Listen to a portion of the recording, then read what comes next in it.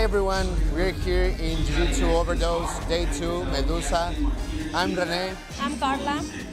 I think they're gonna be bloods tonight. Maybe it's gonna be blood.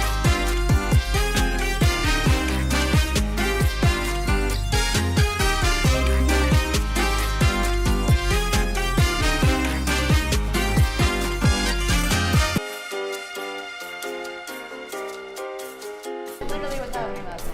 Yeah, no karate chop.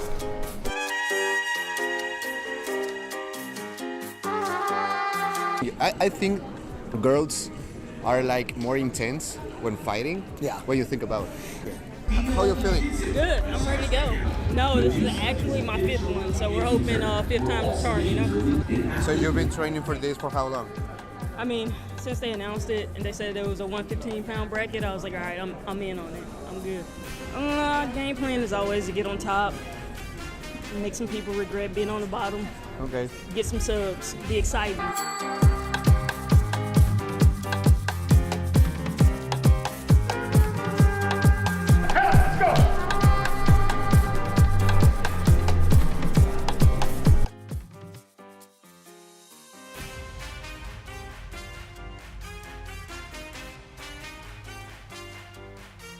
I was gonna be, and you know, we set the card, we set the pace, so I think it was really exciting.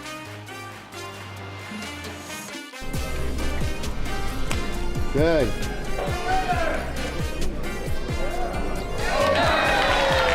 Can you repeat the question?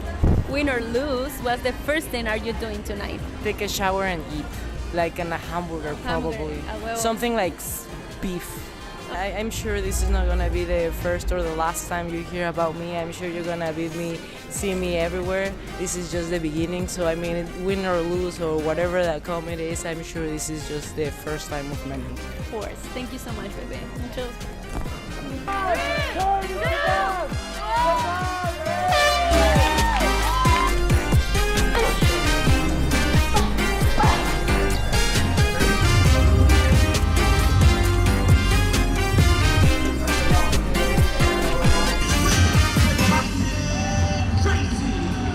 About yourself and how did you first get into Jiu-Jitsu?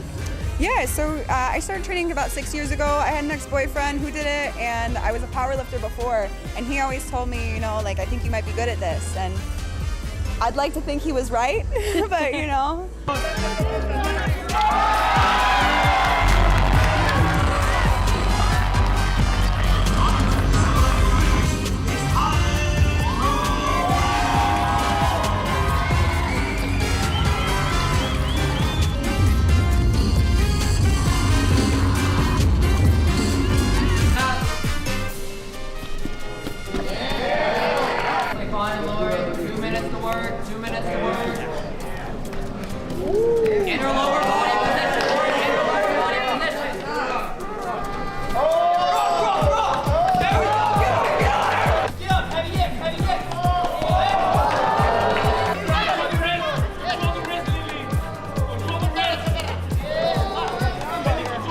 Hitting her in the face. She's not defending. She's not defending.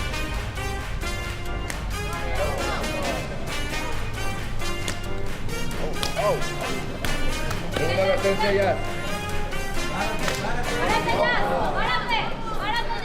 Roll. Yank it across. Roll. There we go. Yank it across. Keep rolling.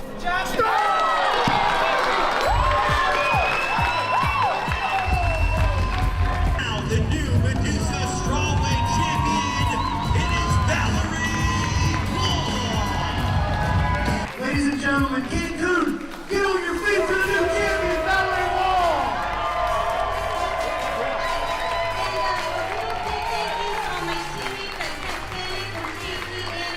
Everyone who helped me get ready, all of my sponsors, and then a big shout out to my husband who makes it possible for me to be here. And thank you to Eddie Bravo for putting Medusa on such a big platform, for UFC Fight Pass, for showing it to everyone at home who can watch. Like, this is amazing. Let's keep doing it.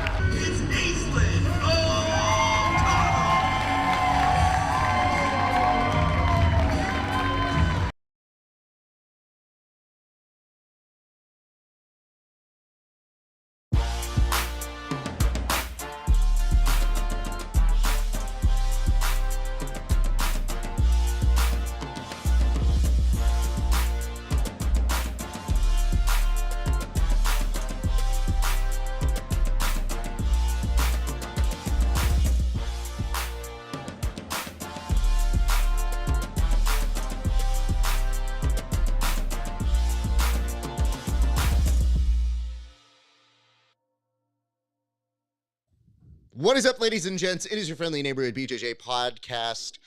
I just saw it was written. Okay. I mean, it's not untrue. Might be a little more true than not true. I guess I could say that. Anyway, welcome to the official... what a great way to transition, by the way, to saying we're the official Jiu Jitsu Overdose pre-show. When it's got to it says I'm hungover. Nonetheless, you don't know that. You don't know if I was. Maybe I'm just drinking tea and hungover on tea. Just saying that. Ladies and gents, welcome to the Bullpen, a joint venture between the Grappling Hour and Inside BJJ. I hope you're in for a good show, and I hope you're excited for today's excellent Combat Jiu-Jitsu Worlds, plus the epic finale to Jiu Jitsu Overdose. Yeah, it's been 3 days of competition we've seen behind us, 1 day in front of us, and I've brought the news team to tell us what to expect from today. We say hello to my partner in crime, Tim Freeman. Tim, how are you doing, sir?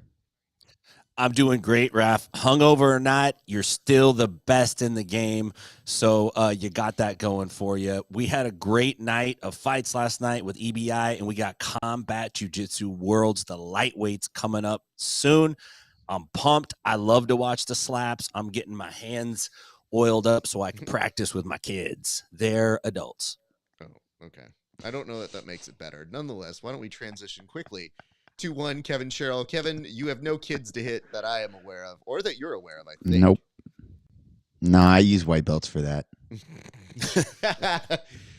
I guess this is only funny to me in the sense that perhaps before people should know we got together and we go live for all of you to see. Kevin was in here being like, I mean, can I get on Combat Jiu-Jitsu? And I'm thinking to myself, Kev, you've already snuck onto one show this year. Is it not greedy to try and sneak onto another? I think I can start to string together a chain. I can pick up some momentum and just start showing up on shows. They'll let me on.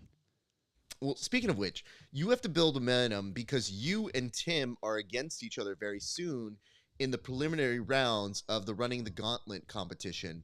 And I was just curious how you both feel about being paired up against one another. I think this is RAF ploy. I think it's this bracket was clearly manufactured to pit two of the main threats in the bracket against each other early. He's trying to curry favor with one of the other top seeds. This is ridiculous. Corruption.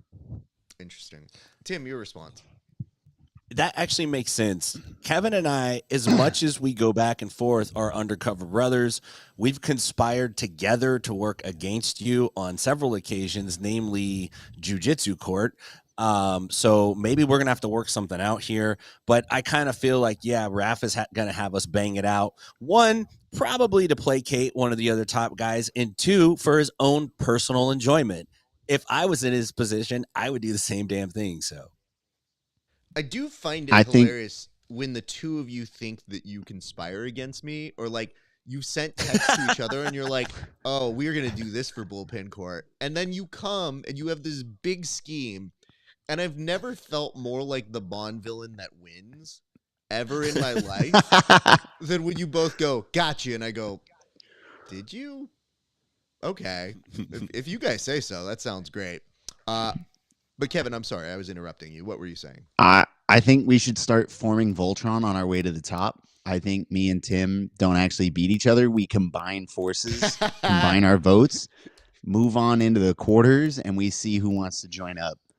And we will ultimately win by assembling 5 of the top prospects. Our choices, though. The weird part we're is the head none and the of you torso. go They get against me. options. All of you guys just go against each other, which is part of the beauty of this, because you guys all come in. And I'll say this. There's one person who has not co-authored yet. They shared it. They didn't co-author.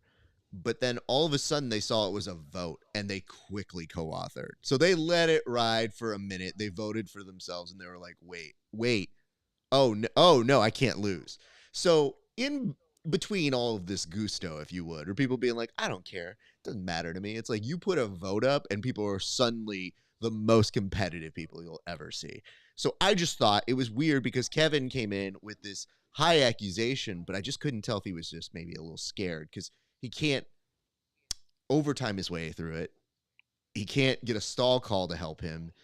it's now in a place where it's like, you literally have to leave it to people to say, do you think you do a good job or do they like you? And I feel like that's the one you were like, shit. To have me put in a popularity contest in the jiu-jitsu community. There's not a third like hating me a lot doesn't actually give Tim like an extra vote. If there was like a do you like Tim and then like do you hate Kevin button, I feel like Tim wins in a landslide. But since it's just binary, I might be okay. I think Maybe. you're going to be I bet okay. if I share it on my page, his votes go bonkers. I do appreciate, though, that you guys are all in for good fun, but I do recognize that in about 4 days, this will change very drastically between the two. So I feel like Wednesday or Thursday is going to get a little weird for the show here. But the second one of us takes a lead, yeah. Well, the weird part is Garmo and Brian are up today, and Brian works for this show, essentially. So he cuts our clips. And Garmo, Garmo's a great competitor, and Brian came in with the, like, this is all I got. He has fancy chairs, good style. I'm just a Midwest boy. And Garmo came back and was like, I want to take everything from this man. I don't even care. Just let me win. And Garmo pulled right neck and neck. Like, Brian had a lead, and now it's starting to get cut. So lots of fun in store for that. But, gentlemen, we have a thing to get to, which is we have a whole bunch of news and information that's happened. So why don't we go ahead and transition? We're not doing a board today, but instead we'll be doing hot topics. So our topic first that we'll go ahead and start off with is we want to discuss what happened yesterday at EBI. And I figure I want to give each of these guys an opportunity to say what they thought was happening or what intrigued them the most. And we're going to go ahead and start with you. Tim, what really impressed you yesterday at EBI? Well, I'm pulling up my notes because I was taking notes last night as we were going through it and watching it. Namely, like Alan Sanchez looked fantastic. And in terms of sticking to a mostly 10th Planet style game and pulling it off, he did really, really well. He breezed through his first round, wasn't too hard, didn't spend too much energy.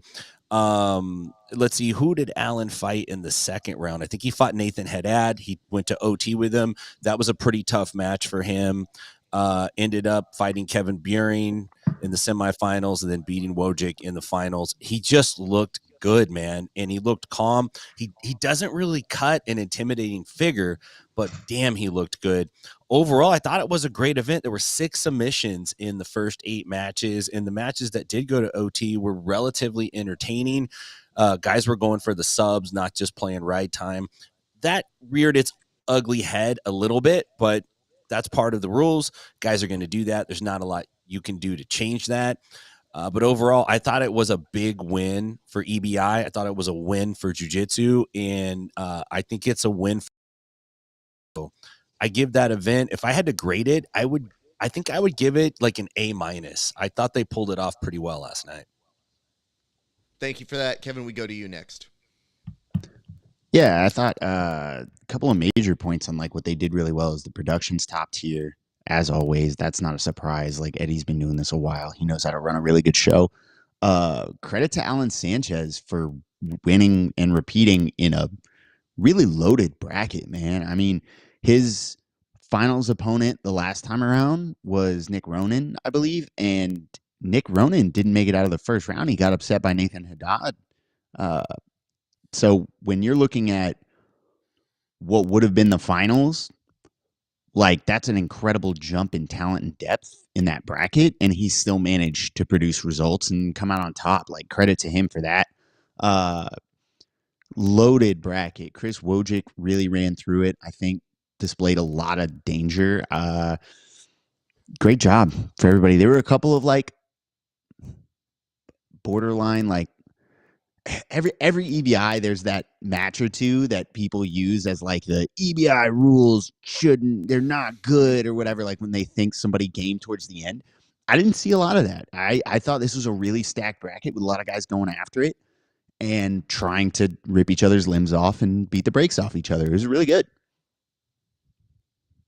Thank you for that, sir. I'm going to return to the group here in just a second, but I did want to kind of go over this, which I wanted to ask the next question, which is, what exactly are the implications now of this, because to me, every time we have one of these events, something big is happening or another story is starting to kind of chain off. One story that we saw was Alan Sanchez was calling for his shot on the Fight Pass Invitational. So he understood. He's like, hey, man, I've done this twice already. Can I get on that card? And I don't see a reason why not. But I was wondering if there were any other further stories that may have developed yesterday. And I'll start with you, Kevin. Yeah, everybody wants to fight Canuto, man. Everybody knows that's the ticket. Fight Pass will book Canuto every day of the week.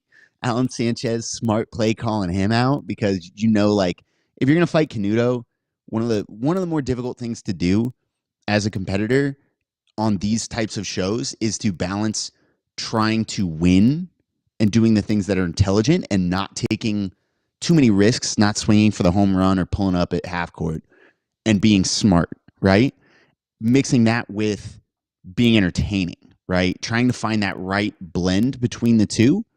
And when you fight Canuto, you do not have to worry. It's going to be entertaining. Like, he's going to throw the kitchen sink at you. And Alan Sanchez is a really good foil for that type of game. He's really good at almost like counter plays. We saw it with Kevin Beering, where he hit that like mounted triangle transition in the armbar. When someone goes after Alan Sanchez, you see the best version of Alan Sanchez. He picked a really good matchup for that. I hope that happens on UFC Fight Pass. I like the idea of all these major shows kind of like rewarding people for being exciting. And that's a nice little extension of the EBI storyline, is like he wins this big thing and immediately wants to go to the UFC Fight Pass.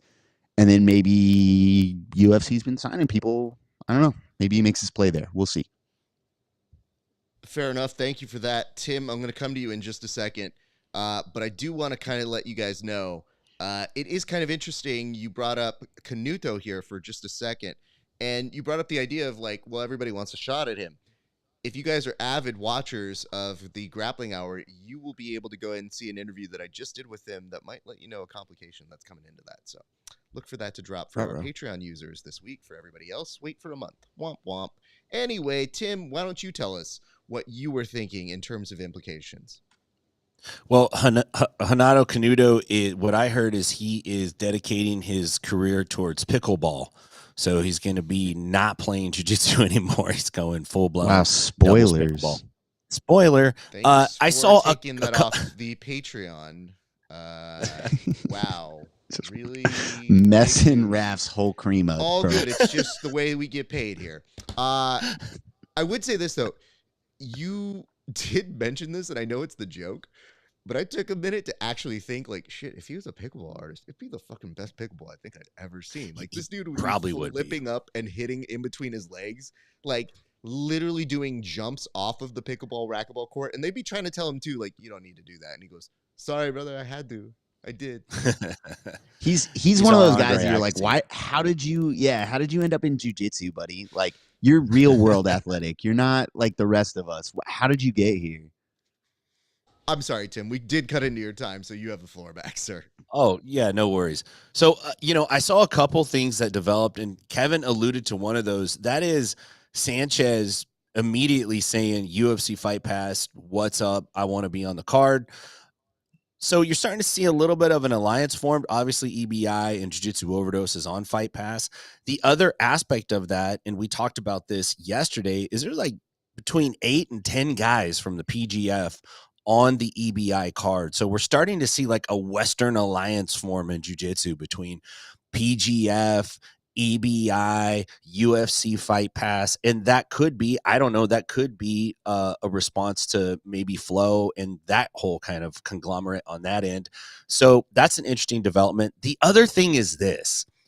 Jet Thompson has a personal vendetta against John Combs. There's no other way. This I don't know why. Maybe Combs like punked Jet when he was like 12 years old or something, but Jet is coming with a vengeance for John Combs.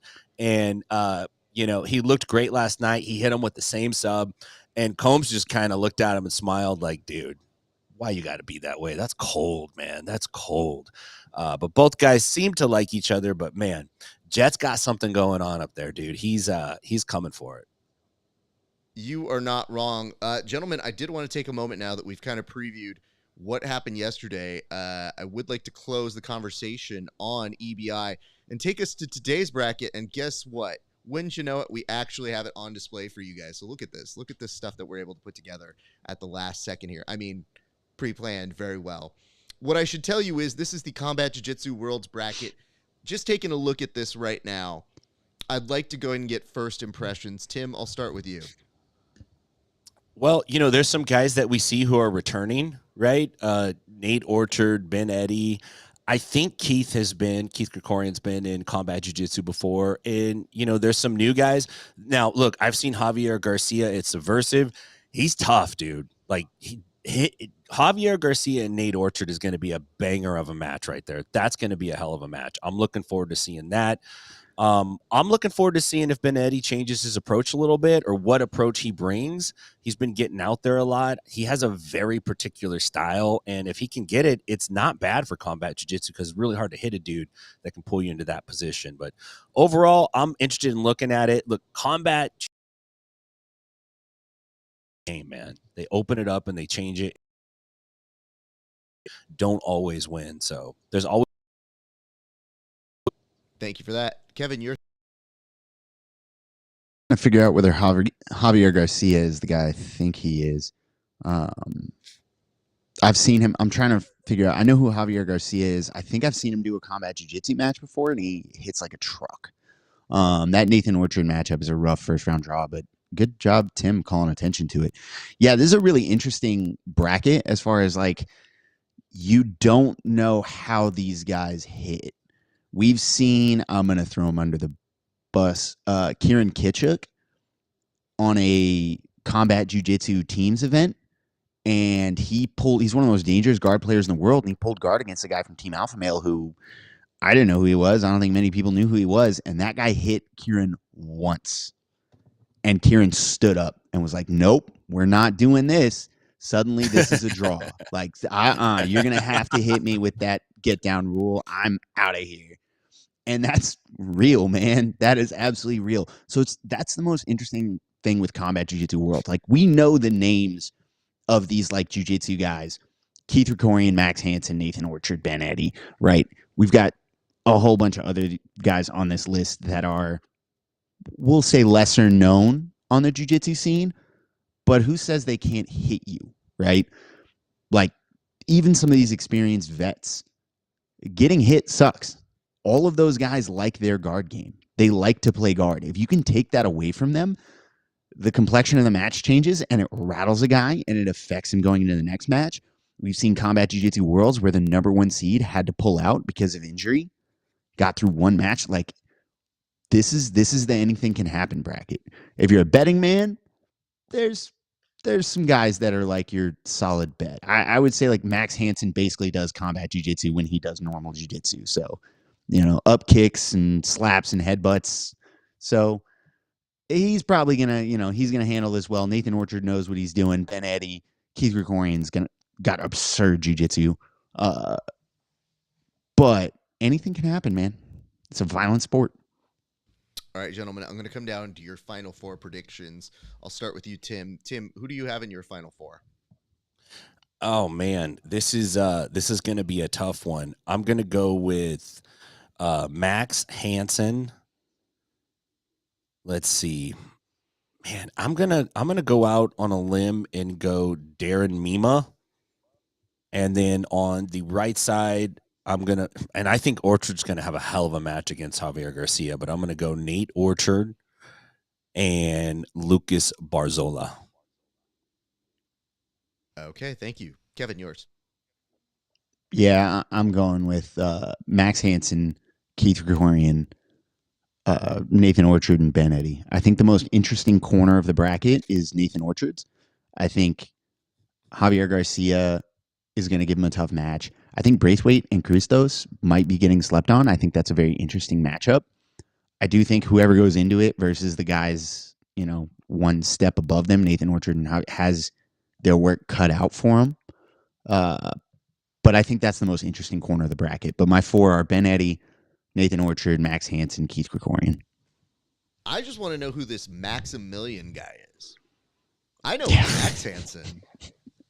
A He's Max dressing up his Civilian image. Seems like you're just trying to fill out your IBJJF profile a little bit more. Yeah. And then, put that bow tie on him.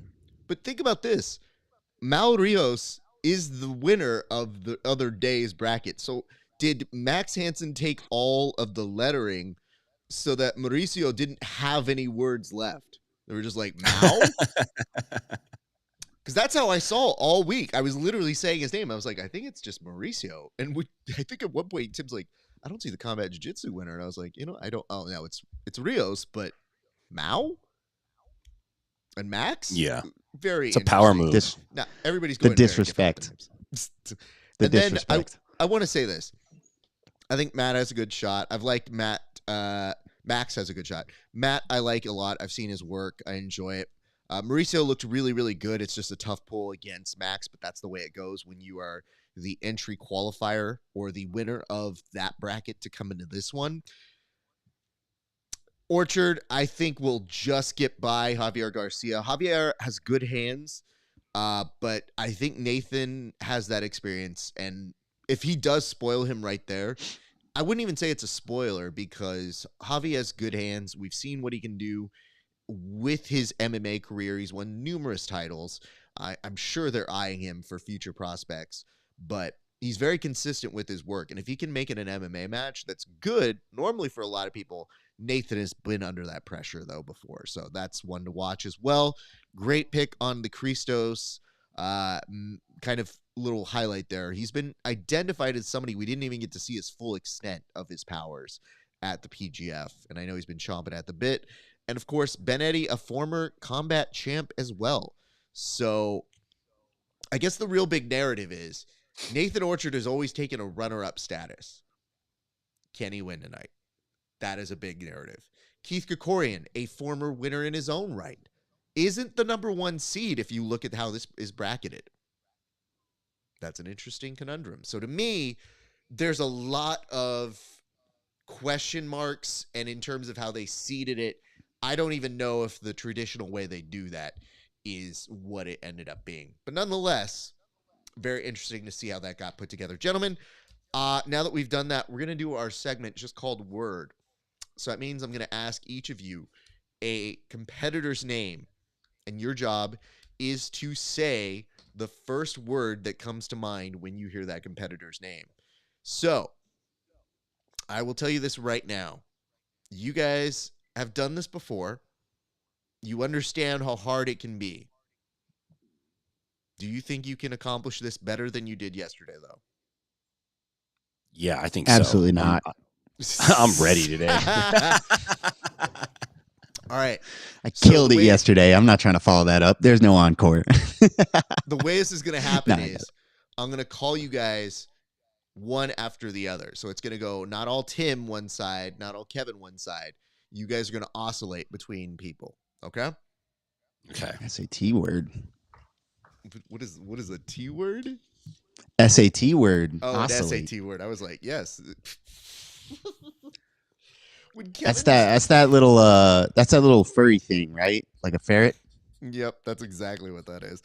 I'm just glad that Kevin, it is ever once in a while childlike moments is like, that's an SAT word. And I'm like, it's not quite a Ralph Wiggummism, but it's like right short of it. So it definitely makes me laugh. All right, we're going to go ahead and start with Tim Freeman, Jeremiah Macy. Jeremiah Macy. Beefy.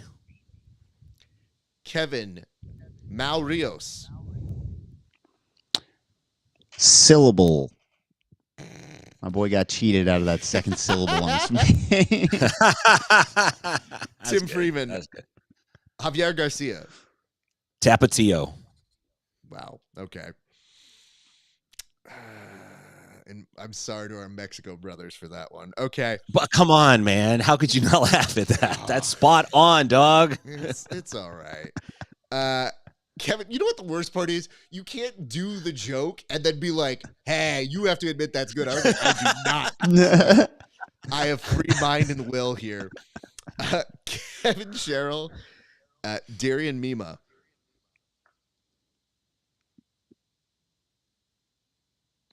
make fun of his hats. Hold on. Let me do that again because I think I said his name wrong. Darren Mima. Hats. Get out of here. Terrible. He's chosen his side. He's chosen hats. He is repping. He's repping. Mm-hmm. Tim Freeman, Ben Eddy. Healthy. Kevin Sherrill. Marvin Bloomer.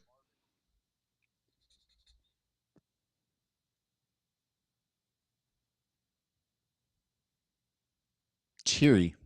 Okay. He does look very happy in this photo. Looks like he's really happy to be there, man. He hopes both teams have fun. Can we give some advice? I know it might be a good profile shot for your JC Penny photo, but this smile is not the one you want for a combat jiu-jitsu one. So my apologies to Marvin.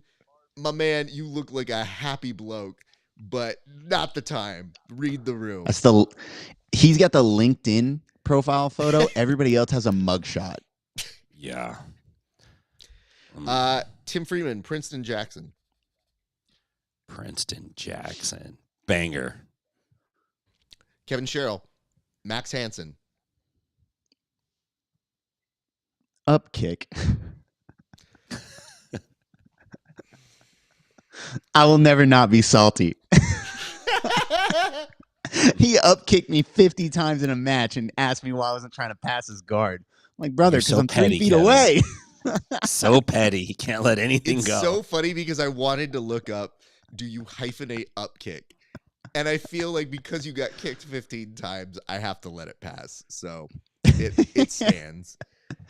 Let's go to Tim Freeman, Christos Papadopoulos. Menudo. Listen, guy. That's a strong one, dog. We're not even in the right realm, dude. Like, at least hit the dartboard on these. Kevin Sherrill, Randy Baker. I'm a faces guy, so I always got to find him. Oh, yeah, grit. Okay.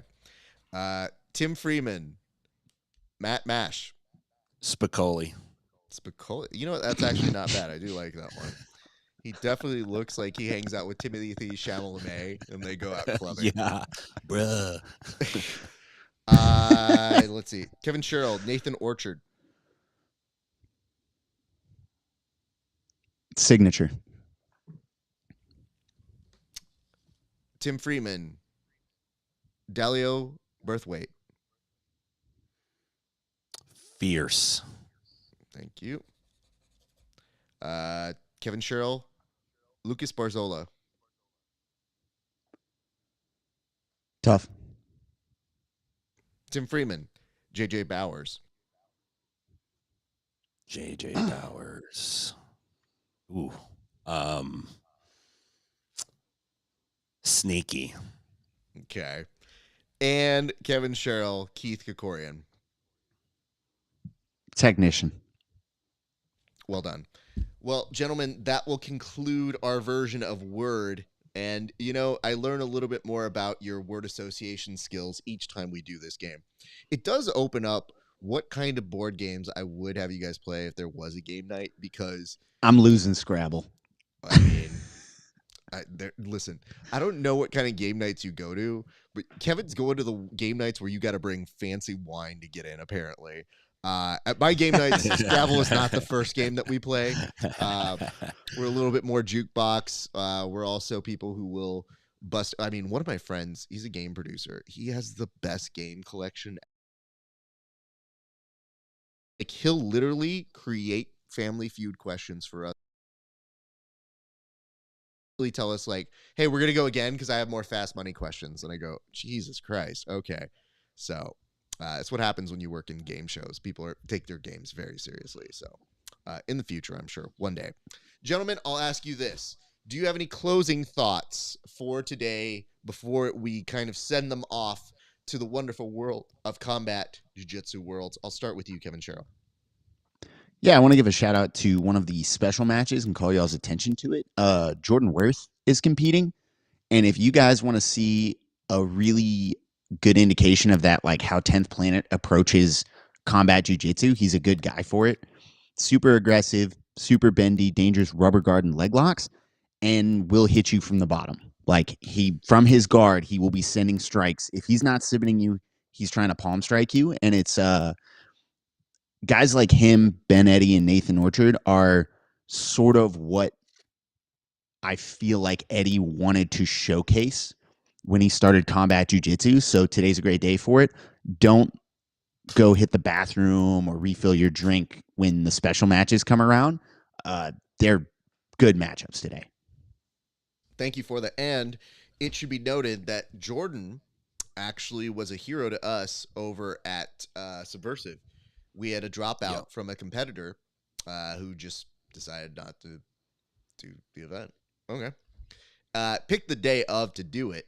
And wouldn't you know it, Jordan Worth was looking for a match too and came in, saved the day, and had an epic, very fun match against the very game Javier Garcia. So oh, wow. If you guys want to see how that one goes, go check out Subversive. It was Subversive Fight Club. It was our main event. And I have to say, all things considered, there was a lot that could have gone wrong, but that ended up probably turning out better than we had expected. So super happy about that one. Tim, I'll come to you for some last thoughts.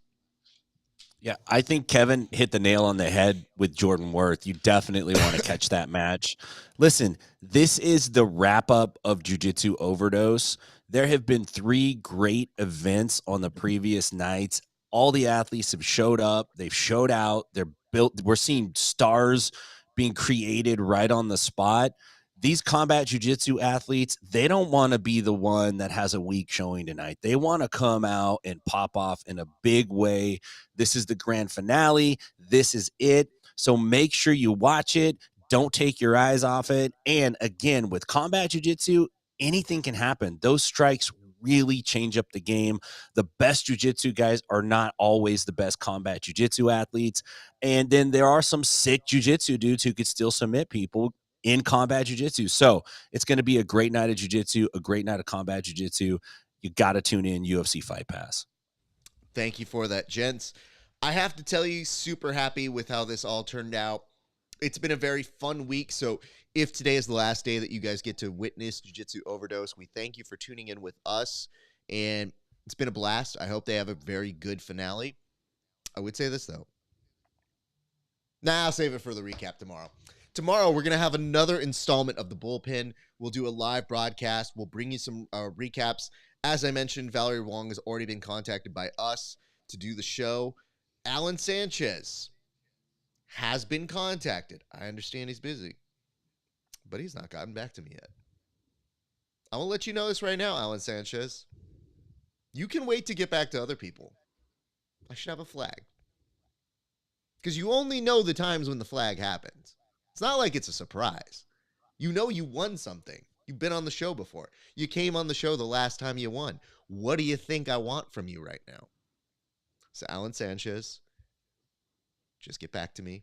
He'll be on the show soon. But he had a great quote when he was on the last time where he talked about how he sketched out, kind of like a comic book, his last EBI win. He dreamt it out. He was able to go do it. And he was able to kind of create these comic books. And I thought that was such a unique thing. And now I've seen them create like a whole video profiling those drawings. And they look even better than when I saw those sketches. So Alan definitely is a testament to see it to believe it. And hopefully the next time we interview him, which we will, Alan, we will get some more information on that. So nonetheless, thanks you guys so much for watching. We'll be back here tomorrow early in the afternoon, so come check us out. On behalf of all of us here at The Bullpen, we appreciate you guys. We hope you have a great day, and it's been a great day for grappling. We'll see you back on the mats.